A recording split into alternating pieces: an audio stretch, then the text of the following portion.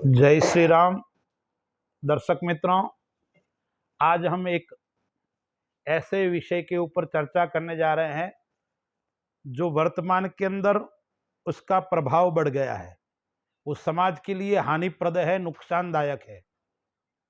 कई लोगों के प्रश्न आते हैं, विवाह के पश्चात डिवोर्स, तलाक की संख्या बढ़ रही है।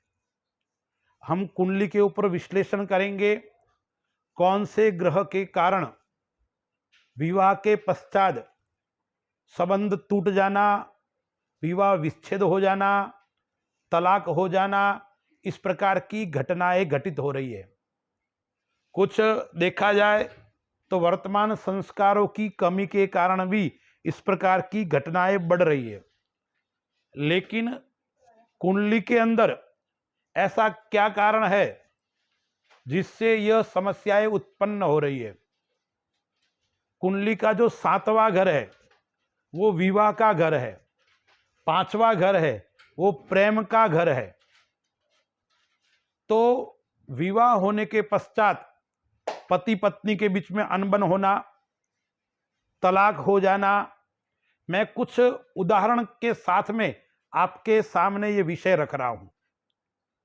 जब 7वें घर के अंदर कोई पाप ग्रह बैठा हो, चाहे सूर्य हो, राहु हो, शनि हो या मंगल हो, इस प्रकार के ग्रह हो, या उन ग्रहों के ऊपर शुक्र का प्रभाव हो या शुक्र की दृष्टि हो, या 7वें घर के ऊपर राहु का प्रभाव हो, राहु की दृष्टि हो, तो भी विवाह के अंदर समस्याएं उत्पन्न होती है और विवाह के पश्चात तलाक हो जाता है, डिवोर्स हो जाता है। चौथे घर का जो मालिक है या चौथे घर के ऊपर पाप ग्रह की दृष्टि है तो भी इस प्रकार की समस्याएं उत्पन्न होती है। आपने करिश्मा कपूर का नाम सुना होगा। करिश्मा कपूर के अंदर कुंडली के अंदर ऐसा ही ग्रह का योग था, तब उसका विवाह विच्छेद यानी तलाक हुआ।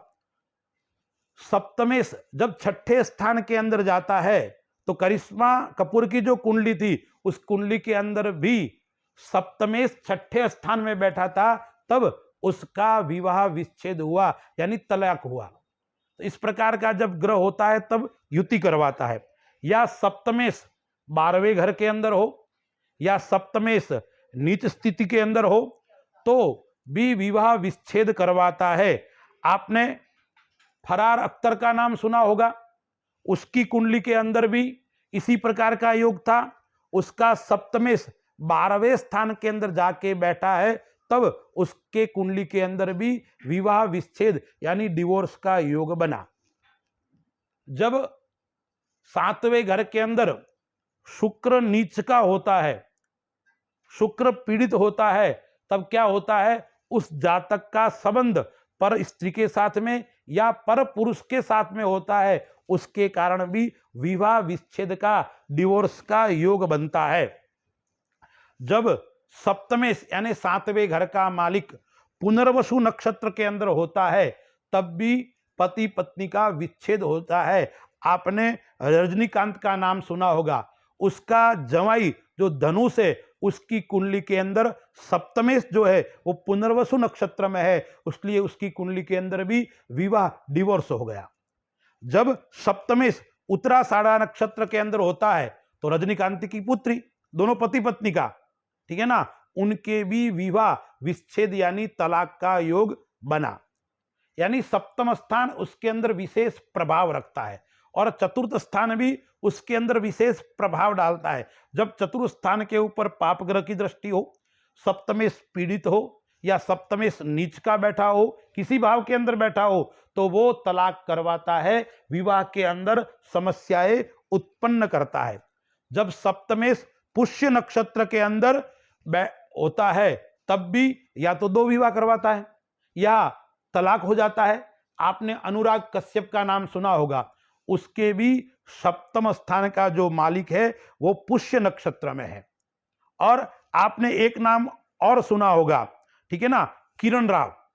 उस किरण राव की कुंडली के अंदर भी कैसा योग है, सप्तमेश विशाखा नक्षत्र के अंदर है, तब उसकी कुंडली के अंदर इस प्रकार का योग बना है।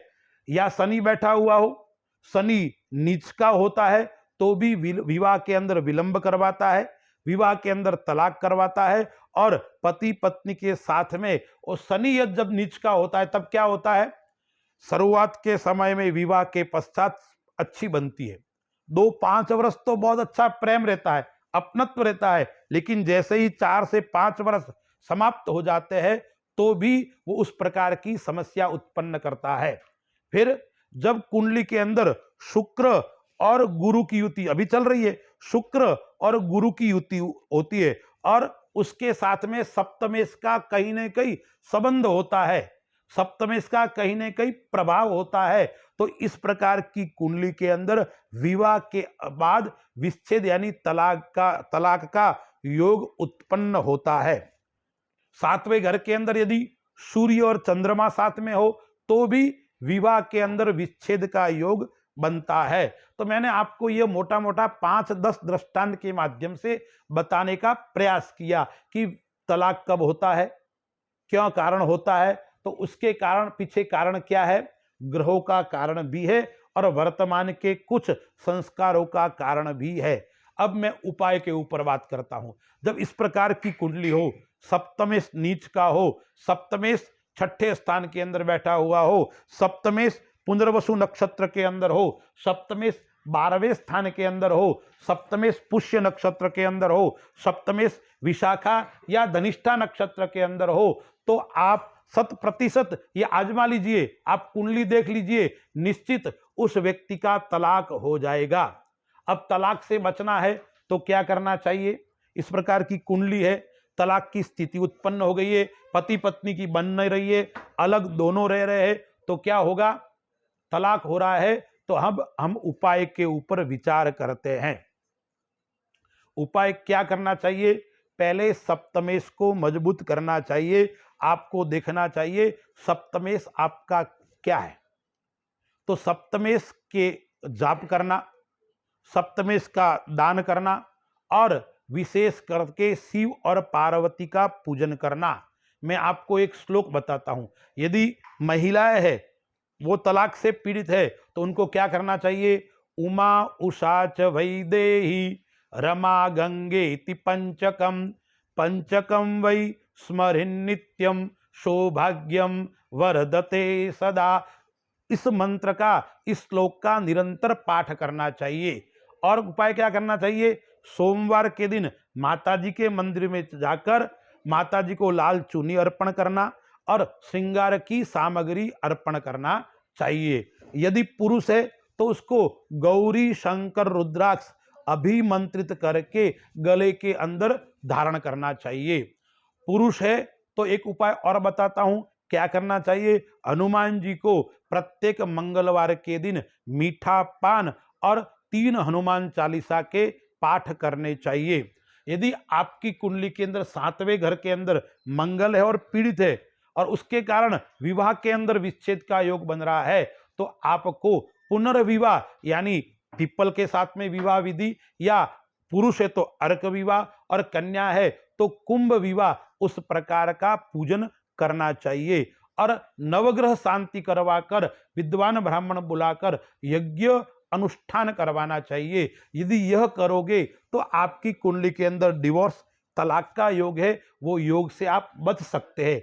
क्योंकि कैसा भी ग्रह खराब हो, कैसी भी स्थिति हो, लेकिन जब व्यक्ति परमात्मा के शरण में जाता है, परमात्मा के पास जाता है, तो निश्चित कोई न कोई समस्या का समाधान उसको दिखाई पड़ेगा और उसके जीवन के अंदर समृद्धि और उन्नति की प्राप्त होगी। मैं यही आपसे निवेदन करूंगा और परमात्मा से भी प्रार्थना करूंगा कि जो व्यक्ति आपका भजन करता है, आपका पूजन करता है, अनुष्ठान करता है, उसके जीवन के अंदर सुख की प्राप्ति हो, समृद्धि की प्राप्ति हो, ऐसी मंगल कामना करता हूं। अस्तु। जय श्री राम।